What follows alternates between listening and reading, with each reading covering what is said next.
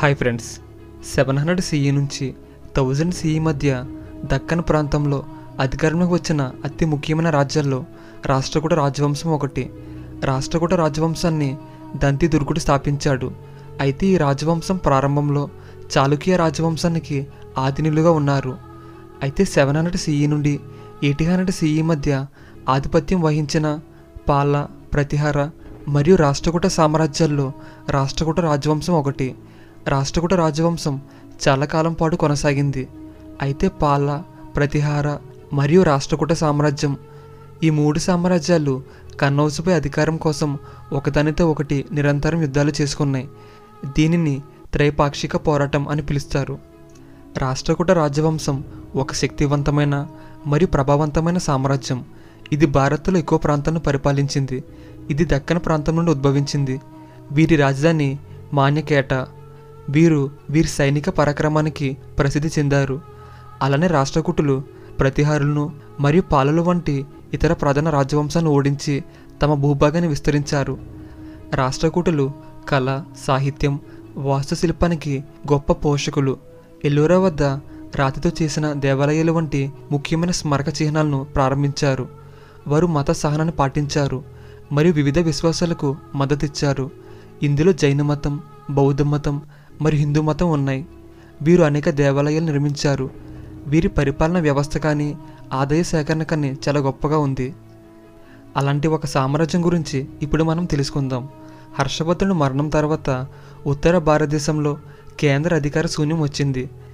8వ శతాబ్దం మధ్యకాలంలో దేశంలోని తూర్పు మరియు పశ్చిమ ప్రాంతాల్లో పాల మరియు గుర్జర ప్రతిహార రాజవంశాలు వరుసగా వచ్చాయి.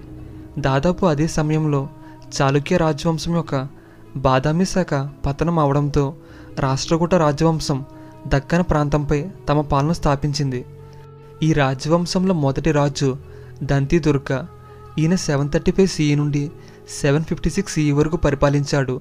ఈయన రాష్ట్రకూట రాజవంశ స్థాపకుడు మరియు అతను మాల్ఖేడ్ అని పిలువబడే మాన్యకేటను రాష్ట్రకూట సామ్రాజ్యానికి రాజధానిగా చేశాడు. ఈయన ప్రతిహారులను ఓడించి మాలవ ప్రాంతాన్ని కూడా స్వాధీనం చేసుకున్నాడు. మరియు 753 CEలో దంతి దుర్గుడు విస్తారమైన చాళుక్య సామ్రాజ్యం యొక్క పాలకుడైన కీర్తివర్మన్ IIను ఓడించి చాళుక్య సామ్రాజ్య ప్రాంతాలను ఈయన స్వాధీనం చేసుకున్నాడు. అయితే 754 నాటి సమన్గఢ్ శాసనం ప్రకారం దంతి దుర్గుడు బాదామి చివరి చాళుక్య పాలకుడైన కీర్తివర్మన్ IIను ఓడించడం వల్ల ఈయనని పృథ్వీ వల్లభ, మహారాజాది రాజా, పరమ మహేశ్వర, పరమ భట్టారిక అని పేర్లతో పిలిచారని తెలుస్తుంది. అయితే దంతి దుర్గుడు సంతానం లేకుండానే మరణించాడు. అప్పుడు అతని మామైన కృష్ణరాజ I మరియు దంతి దుర్గుడి ఇతర కుటుంబ సభ్యుల మధ్య కలహాలు వచ్చాయి. అప్పుడు చివరికి కృష్ణరాజ I ఈ సామ్రాజ్యాన్ని పరిపాలించాడు. ఈయన 756 CE నుండి 774 CE వరకు పరిపాలించారు. దంతి దుర్గుడి తర్వాత కృష్ణ I గొప్ప రాజుగా నిలిచాడు. రాష్ట్రకూట రాజ్యం అతని పాలనలో మహారాష్ట్ర నుండి కర్ణాటక వరకు విస్తరించింది. అతను వేంగి తూర్పు చాళుక్యులను మరియు గంగా రాజవంశాన్ని ఓడించాడు. కృష్ణరాజ I దక్షిణ కొంకణ్ కూడా జయించి తన ఆధీనంలోకి తెచ్చుకున్నాడు.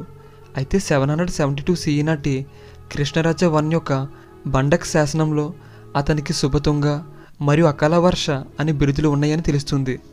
అతని తరువాత అతని కుమారుడైన గోవింద II ఈ సింహాసనాన్ని అధిష్ఠించాడు. గోవింద II ఇతను 774 CE నుండి 780 CE వరకు పరిపాలించాడు. ఈయనకి ప్రభుత్వ వర్ష మరియు విక్రమావలోక అని బిరుదులు ఉన్నాయి. ఇతనికి ఒక తమ్ముడు ఉన్నాడు. ఆయన పేరు ధ్రువ. అయితే తరువాత రోజుల్లో గోవింద IIకి ఈయన తమ్ముడైన ధ్రువకి సింహాసనం కోసం యుద్ధం జరిగింది. సోదరుల మధ్య జరిగిన మొదటి యుద్ధంలో గోవింద II ఘోరంగా ఓడిపోయాడు. అలా ఈయన తర్వాత ఈయన తమ్ముడైన ధ్రువరాజు ఈ సామ్రాజ్యాన్ని పరిపాలించాడు. ధ్రువరాజ 780 CE నుండి 793 CE వరకు పరిపాలించాడు. ఈయన నిరుపమ, కాళీ వల్లభ, ధరవర్ష, శ్రీ వల్లభ అనే బిరుదులను కలిగి ఉన్నాడు. ధ్రువరాజ సింహాసనాన్ని అధిష్ఠించిన తరువాత తన అన్నకి ఎవరైతే సపోర్ట్ చేశారో వాళ్ళందరినీ కఠినంగా శిక్షించాడు. ఆ తర్వాత ఈయన తన చిన్న కుమారుడైన గోవింద IIIని రాజుగా చేశాడు. గోవింద III ఈయన 793 CE నుండి 814 CE వరకు పరిపాలించాడు. ఆయన రాష్ట్రకూట రాజవంశంలోని గొప్ప పాలకుల్లో ఒకడు. ఈయన ఉత్తర భారత రాజ్యాలపై దండయాత్ర చేసి విజయం సాధించాడు. అలానే సంజన శాసనంలో పాల చక్రవర్తి అయిన ధర్మపాల మరియు ప్రతిహార చక్రవర్తి అయిన నాగభట్టపై ఆయన విజయం సాధించాడని దాంట్లో ఉంది. ఈయనకి జగత్తుంగ, కీర్తి నారాయణ, జనవల్లభ, త్రిభువన ధవల, ప్రభుత్వ వర్ష, శ్రీవల్లభ అని బిరుదులు ఉన్నాయి. ఈయన తరువాత ఈయన కుమారుడు అమోఘ వర్ష వన్ ఈ సామ్రాజ్యాన్ని పరిపాలించాడు. ఈయన 814 CE నుండి 878 CE వరకు పరిపాలించాడు. రాష్ట్రకూట రాజవంశంలో అమోఘ వర్షుడు కూడా గొప్ప పాలకుడు మరియు అతను దాదాపు 60 సంవత్సరాలు పరిపాలించాడు. కవిత్వానికి సంబంధించిన మొదటి కన్నడ పుస్తకమైన కవి రాజమార్గ అనే పుస్తకాన్ని ఆయన రాశారు. ఈయన వివాహ సంబంధాల ద్వారా పశ్చిమ గంగా రాజవంశంతో మంచి సంబంధం పెట్టుకున్నాడు. ఈయన వేంగి చాళుక్యులను ఓడించి వీరనారాయణ అనే బిరుదును స్వీకరించాడు. అయితే ఈయన జైన మతాన్ని అనుసరించాడు. అందువలన ఈయనని దక్షిణది అశోకుడు అని పిలుస్తారు. ఈయన బిరుదులు నృపతుంగ, అతిసాయుధువల్ల, మహారాజా సాండ, వీరనారాయణ. అయితే ఇతను జైన మతాన్ని మాత్రమే కాకుండా బ్రాహ్మణ మతాన్ని కూడా పోషించాడు మరియు తన ప్రజల సంక్షేమం కోసం అనేక ఆచారాలను కూడా నిర్వహించాడు. ఆయన మరణం తర్వాత కృష్ణ II ఈ సింహాసనాన్ని అధిష్ఠించాడు. ఈయన 878 CE నుండి 914 CE వరకు పరిపాలించారు. ఈయన బిరుదులు అకాల వర్ష మరియు శుభతుంగ. ఈయన తూర్పు చాళుక్యులతో మరియు చోళలపై యుద్ధాలు చేసి ఓడిపోయాడు. ఈయన తర్వాత ఇంద్రాత్రి. ఈయన 915 CE నుండి 927 CE వరకు పరిపాలించాడు. ఇంద్రాత్రి అమోఘ వర్షుని మనవడు. కృష్ణ II పాలనలో తూర్పు చాళుక్యుల చేతులు ఓడిపోయిన రాష్ట్రకూట సామ్రాజ్యాన్ని అతను తిరిగి స్థాపించాడు. అలానే 915 CEలో మహిపాలను ఓడించి కన్నౌజు ప్రాంతాన్ని దోచుకోవడంతో అతను తన కాలంలో అత్యంత శక్తివంతమైన పాలకుడిగా పరిగణించబడ్డాడు. ఈయన బిరుదులు నిత్యవర్ష, రట్టకం దరప, కీర్తి నారాయణ, రాజమారతండ. అతని తరువాత అతని కుమారుడు అమోఘ వర్ష II ఈ సింహాసనాన్ని అధిష్ఠించాడని కొన్ని ఎవిడెన్స్ బట్టి తెలుస్తుంది. ఈయన తరువాత కృష్ణ III. ఈయన 934 CE నుండి 963 CE వరకు పరిపాలించాడు. ఇందిరా III తరువాత రాష్ట్రకూట రాజవంశం యొక్క బలహీన పాలకులు అధికారంలో వచ్చారు. వారి పాలనలో రాజవంశం వారి సామ్రాజ్యంలోని ఉత్తర మరియు తూర్పు ప్రాంతాలపై కంట్రోల్ కోల్పోయింది. అయితే కృష్ణ III ఈ రాజవంశంలో గొప్ప చివరి పాలకుడు. ఈయన మాలవ యొక్క పరామరలు మరియు వేంగి యొక్క చాళుక్యులతో పోరాడ్డాడు.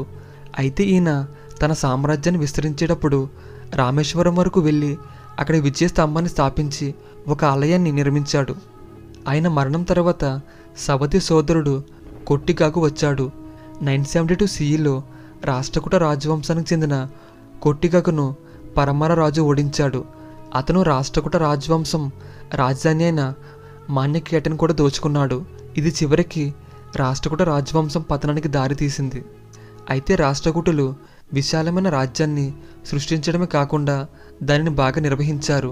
ప్రతి రాష్ట్రకూట రాజు పాలన ఈ రాజ్యం ఎదుగుదలకు ఎంతగానో ఉపయోగపడింది. ఈ కాలంలో రాజ్యంలో శాంతి భద్రతను కాపాడే బాధ్యత రాజుపై ఉండేది మరియు అతని కుటుంబ సభ్యులు మంత్రులుగా, సామంతులుగా మరియు భూస్వామి అధికారులుగా ఉన్నారు. ఈ రాజ్యంలో ముఖ్యమైన పరిపాలన పదవుల గురించి ఒకసారి చూద్దాం. విదేశాంగ మంత్రి, రెవెన్యూ మంత్రి మరియు కోశాధికారి, సాయుధ దళాల అధిపతి, ప్రధాన న్యాయమూర్తి. అయితే రాష్ట్రకూట రాజులకు పాదది దళం, అశ్విక దళం మరియు పెద్ద సంఖ్యలో యుద్ధ ఏనుగులు ఉన్నాయి. అలానే వీరు అరేబియా, పశ్చిమాసియా, మధ్య ఆసియా నుండి పెద్ద సంఖ్యలో గుర్రాలను దిగుమతి చేసుకున్నారు. రాష్ట్రకూట రాజవంశం పాలనలో శైవ మతం మరియు వైష్ణవ మతం అభివృద్ధి చెందాయి. అలానే పాలకుల పోషణలో జైన మతం బాగా అభివృద్ధి చెందింది. దక్కన్లో ఉన్న ప్రజల్లో 1/3 మంది జైన మతాన్ని అనుసరించారు. అలానే రాజులు బ్రాహ్మణులకు, జైన దేవాలయాలకు మరియు బౌద్ధ విహారాలకు విరాళాలు ఇచ్చారు. ఈ కాలంలో భూమి పన్నును ఉదరంగా లేదా భాగకార అని పిలుస్తారు. అయితే ప్రజలు పండించిన పంటల్లో వచ్చిన లాభాల్లో రాష్ట్రకూట రాజులు 1/4 చొప్పున పన్ను వసూలు చేసేవారు. అలానే ఈ కాలంలో మహిళలు మరియు కుమార్తెలకు ఆస్తి మరియు భూమిపై హక్కులు ఉన్నాయి. రాష్ట్రకూట రాజవంశం యొక్క కళ మరియు వాస్తు శిల్పాల విషయాలకు వస్తే ఎలోరా గుహలు, ఎలిఫెంటా గుహలు, దిల్వర్లోని జైన దేవాలయాలు, కాశీ విశ్వేశ్వర ఆలయం రాష్ట్రకూట నిర్మాణ శైలికి ఒక అద్భుతమైన ఉదాహరణ. అలానే మహాదేవాలయం, నవలింగ దేవాలయాలు. ఇంక ఇది ఫ్రెండ్స్ ఈరోజు వీడియో. ఈ వీడియో మీకు నచ్చినట్టయితే ఇప్పుడే మన ఛానల్ని సబ్స్క్రైబ్ చేసుకుని బెల్ ఐకాన్ ఆన్లో ఉంచుకోండి. నెక్స్ట్ వీడియోలో మళ్ళీ కలుద్దాం.